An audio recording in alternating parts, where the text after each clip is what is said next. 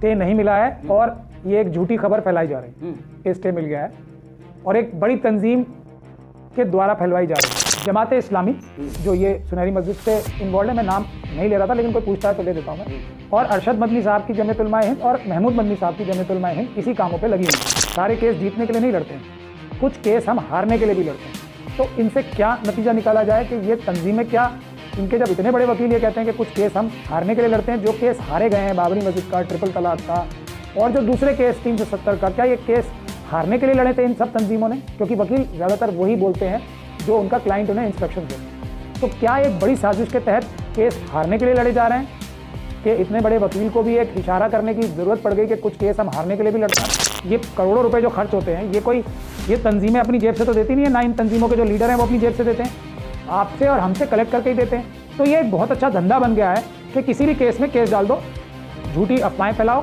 हार जाओ केस तो ये बोलो हम जीत गए केस, और इस तरह की बातें फैलाओ और उससे दुनिया को बेवकूफ़ बना के पैसे इकट्ठे करते रहो। एक ही बात असदुद्दीन ओवैसी साहब ने कहा है नमाज पढ़ने जाना चाहिए, वो जाएंगे तो आधा काम होगा। उसके बाद हमें अवेयर होकर अपने लीडर्स को क्वेश्चन करना शुरू करना पड़ेगा।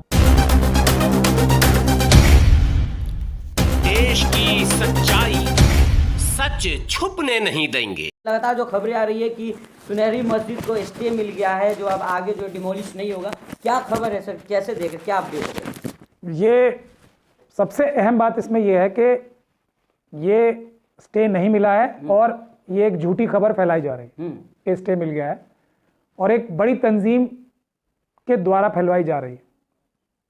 तो ये सबसे दुखद बात है, सबसे दुख की बात यह है। और इसमें गलती ना उस तंजीम की है उस तंजीम की भी गलती जो इतनी बड़ी तंजीम है और ऐसी झूठी खबरें फैलवा रही है। तो ऑब्वियस में इसमें शक क्या जाएगा कि ये जैसा एक हमारे दूसरे बड़े तंजीम के नेता हैं, उन्होंने ये कहा था कि बाबरी मस्जिद को लड़ने के लिए हमने करोड़ों रुपए खर्च किए और उसके बाद हम बाबरी मस्जिद का केस जीत गए और पूरी दुनिया ने देखा कि बाबरी मस्जिद शहीद हुई और आज बाबरी मस्जिद वहाँ पे नहीं। लेकिन उन्होंने कहा कि हम ये केस जीत गए हैं और उनके वकील ने कहा, ये एक और 370 के केस में एक बड़े वकील का, जो उनके वकील थे उसमें कुछ टाइम के लिए, उन्होंने ये कहा कि हम सारे केस जीतने के लिए नहीं लड़ते हैं, कुछ केस हम हारने के लिए भी लड़ते हैं।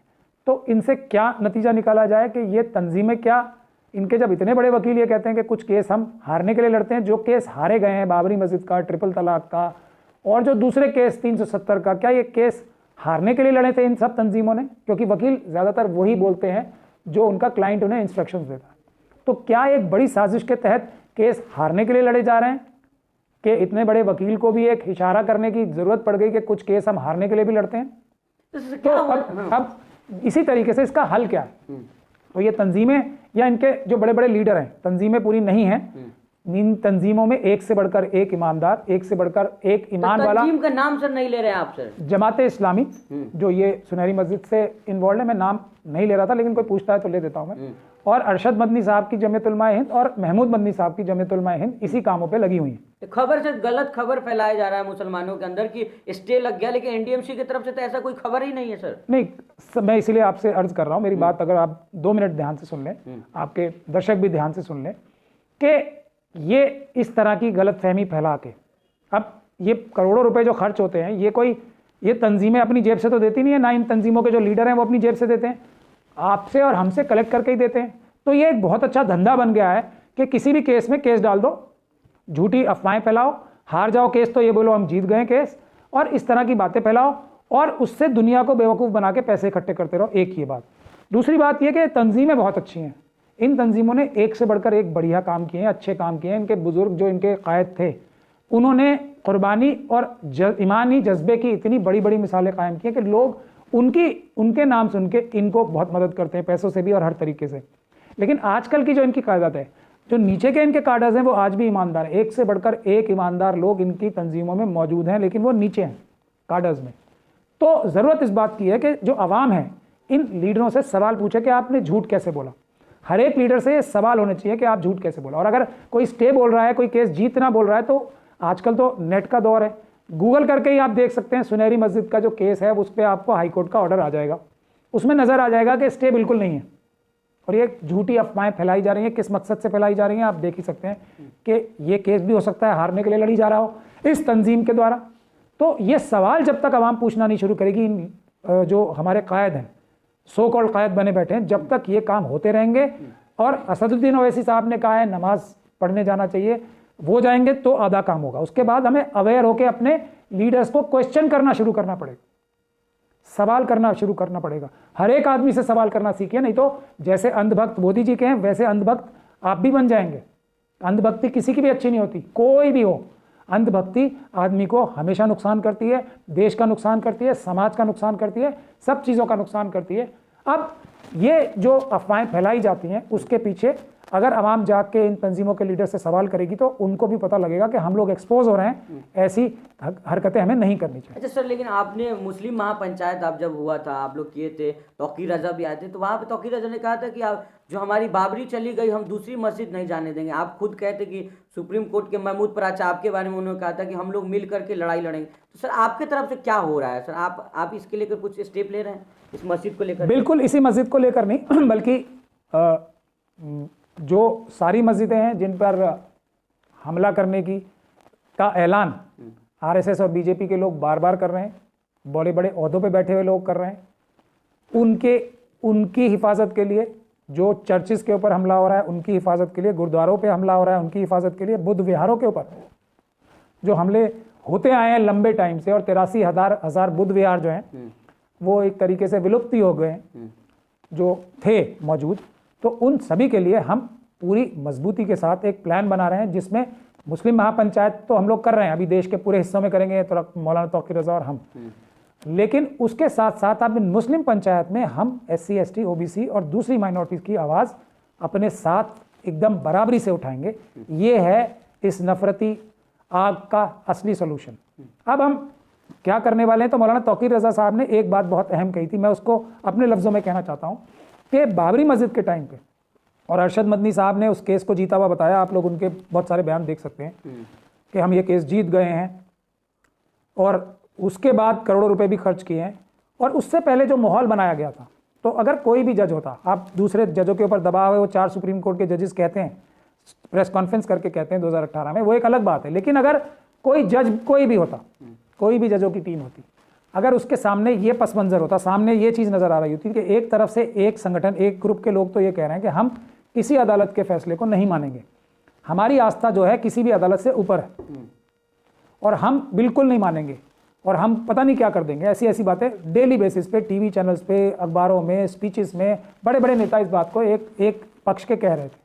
दूसरी तरफ एक पक्ष था जो मस्जिद का पक्ष था, उसके लीडर क्या कह रहे थे कि हम केस लड़ेंगे, करोड़ों रुपए खर्च करेंगे, और केस अगर हम हार जाएंगे तो हम चुपचाप जाके घर में बैठ जाएंगे, हम उसके बारे में एक लफ्ज़ नहीं बोलेंगे। तो अगर कोई भी जज होगा तो मुल्क का अमन और अमान बचाने के लिए वो ये कहेगा कि अगर ये लोग तो तैयार ही हैं, तो अगर थोड़ा नाइंसाफ़ी भी हो जाएगी तो इससे देश में अमन और अमान बन जाएगा। यही हुआ बाबरी मस्जिद के साथ। तो तौकीर रजा साहब ने कहा कि मैं उसको अपने लफ्ज़ों में कह रहा हूँ अब, कि अगर किसी और की आस्था है तो आस्था सबकी बराबर होती है। अगर किसी की आस्था ऊपर जाएगी कोर्ट से तो दूसरी आस्था भी ऊपर चली जाएगी, यानी कि हमारी आस्था भी ऊपर चली जाएगी। अगर किसी की आस्था कोर्ट से नीचे रहेगी तो हमारी आस्था भी नीचे हो जाएगी। तब जजेस को लगेगा कि नहीं, हमें इंसाफ ही करना है। ये एक तरीके का जो पब्लिक की जिम्मेदारी है वो भी अदालतों को भी फैसिलिटेट करेगी, अदालतों को भी एक तरीके से ताकतवर बनाएगी, और कि हमें इंसाफ करना है, किसी के भी नाजायज़ दबाव में नहीं आना। इससे ताकत मिलेगी जजेस को भी। तो ये मैंने आपको लबोलुआब बता दिया, और इसके लिए हम लोग काम कर रहे हैं। मैं बार बार इस बात को कहता हूँ, हर एक मुद्दे के लिए, सिर्फ इसी मुद्दे के लिए नहीं, वकील होने के बावजूद कहता हूँ कि 20% हम लोग अदालत की लड़ाई से इंसाफ पाएंगे, 80% जो दूसरा संवैधानिक रास्ता है पीसफुल प्रोटेस्ट के जरिए हमें इंसाफ लेना है। तो पीसफुल प्रोटेस्ट ज़रूरी है। इस वक्त जो हालात हैं, हर एक इंस्टीट्यूशन, हर एक जो इदारा है वो दबाव में है, ऐसा सुप्रीम कोर्ट के जजेस और दूसरी इदारे भी कह चुके हैं बार बार। तो हमें इन इदारों को, डेमोक्रेटिक इदारों को मजबूत करना है, संवैधानिक इदारों को मजबूत करना है पीसफुल प्रोटेस्ट के जरिए। इसीलिए हमें ये आंदोलन छेड़ना पड़ेगा पीसफुल प्रोटेस्ट का, तभी हमें इंसाफ और न्याय मिल सकेगा अदालतों से भी और दूसरी जगहों से भी, जो सरकारें भी हैं वो भी हमारी बात। जैसे अभी एक NDMC का केस ही ले लीजिए, ये क्या कोई किसी गांव का चुनाव हो रहा है जो इसमें पब्लिक ओपिनियन लेना है? 50 से 60 हज़ार लोग दिए। मैं यही कह रहा हूँ, ये क्या कोई गांव का चुनाव हो रहा है?